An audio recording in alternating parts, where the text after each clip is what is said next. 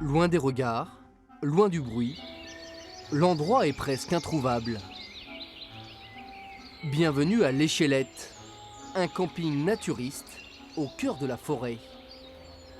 2 hectares de verdure qui font le bonheur de ses adhérents, des habitués venus de toute la région qui se retrouvent ici pour les vacances ou le temps d'un week-end.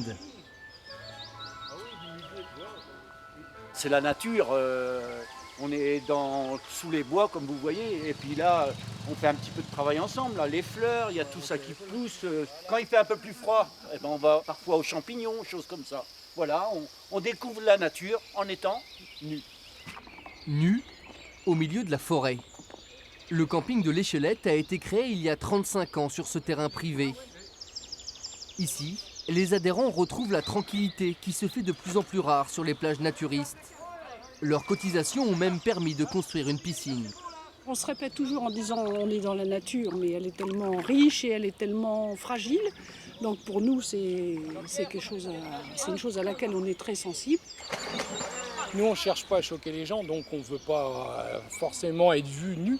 Donc là, on est dans un endroit paradisiaque pour nous.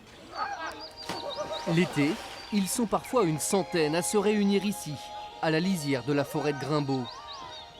Grimbaud, c'est près de 500 hectares de verdure à 20 km du centre de Caen. Pourtant, depuis 45 ans, cette forêt appartient à la ville. Au début des années 70, Caen s'agrandit et ses quartiers sortent de terre, peu à peu, le béton grignote tout.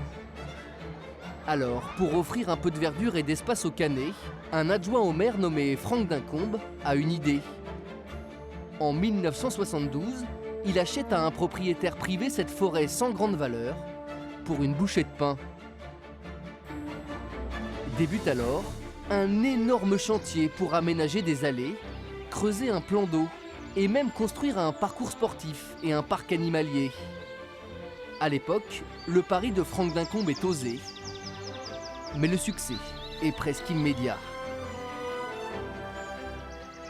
C'était aussi l'époque où les moyens de locomotion étaient un peu plus onéreux. On a connu la crise du pétrole.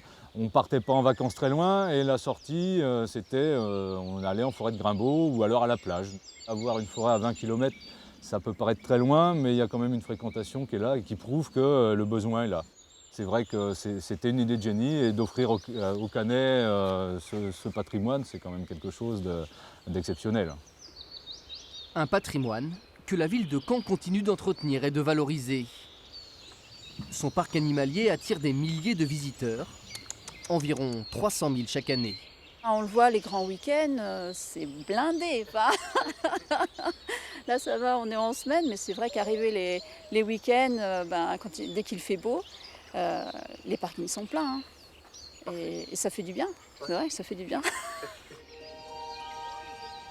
Le grand air, les promenades pour certains, un dernier refuge pour d'autres.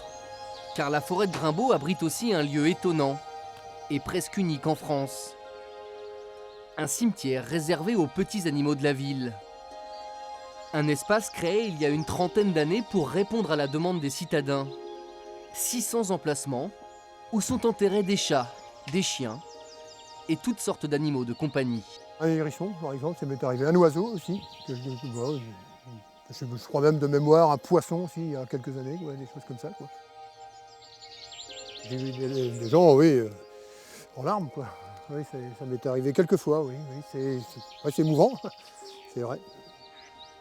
Offrir aux citadins un espace pour se ressourcer ou se recueillir. 45 ans après, la forêt de Grimbaud reste le poumon vert de la ville de Caen.